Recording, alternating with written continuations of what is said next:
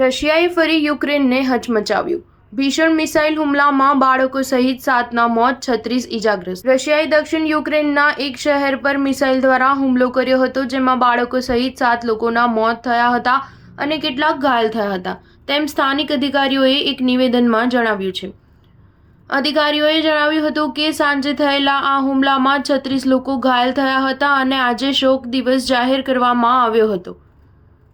સ્થાનિક governor Ivan ફેડોરેવે જણાવ્યું હતું કે મૃતકોમાં 3 બાળકો પણ સામેલ છે. ફેડોરેવે જણાવ્યું હતું કે વિલ્યાન્સ્કમાં એક દુકાન, રેસિડેન્શિયલ બિલ્ડિંગો અને એક મહત્વપૂર્ણ ઇન્ફ્રાસ્ટ્રક્ચરને નુકસાન થયું છે. આ હુમલા પછી યુક્રેનના પ્રમુખ ઝેલેન્સ્કીએ યુક્રેનના સહયોગી દેશોને રશિયન હુમલા સામનો કરવા વધુ સહાય પૂરી પાડવાની અપીલ કરી છે.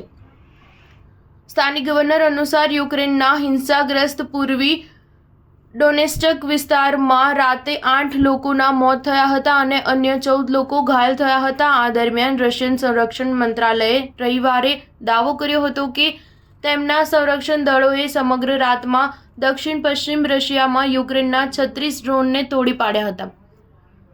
વિલ્યાન્સ્ક ઝાપોરિઝિયા વિસ્તારમાં છે, જે સ્થાનિક પાટનગરથી 30 કિલોમીટર દૂર આવેલો છે. યુક્રેનના અધિકારીઓએ વિલ્યાન્સ્કના એક પાડમાં પડેલા મૃતદેહોનો ફોટો જારી કર્યો હતો. સ્ટાર ન્યૂઝ 7 હંમેશા સચ્ચાઈની સાથે.